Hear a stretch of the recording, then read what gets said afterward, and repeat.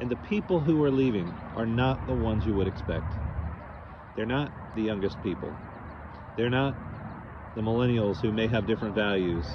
They're not the people that aren't performing well. No, in fact, all-star, mid-career, best experienced professionals are the most likely to be leaving. Why? Because they know they have the talent and they know they have an ability to innovate, and what they've learned is that the equation at the office is never going to add up to something significant for them. What I hope you can appreciate is that it's the most experienced people in your organization who know that they probably aren't going to get ahead by helping support your organization. In fact, my own experience bears that out. I have always been a top performer. I have always been someone who has striven to come up with new ideas to improve efficiency and grow revenue and do the things in the best way possible.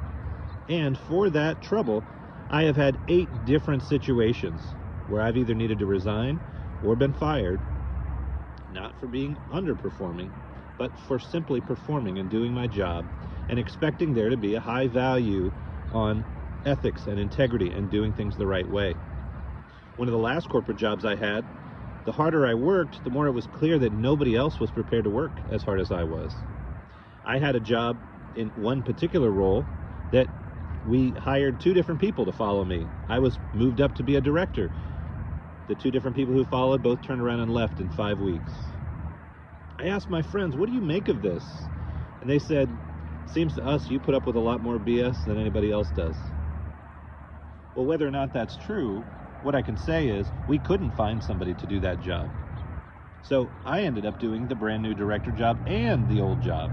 And it was already more of a load than most people could handle. What I'll tell you is that in the midst of those challenges, I found a way to take some new teams and get some new concepts going about how they could innovate. And we took a $50,000 product line and we took it to $11 million. That's in the midst of me having too many different products and too many different things on my plate.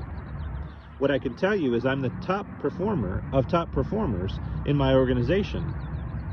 And even so, the reason I left was because my boss decided she had it in for me. She didn't like the threat of me trying my best to push forward the organization. It's that kind of political BS that makes good people leave. What are you going to do about it?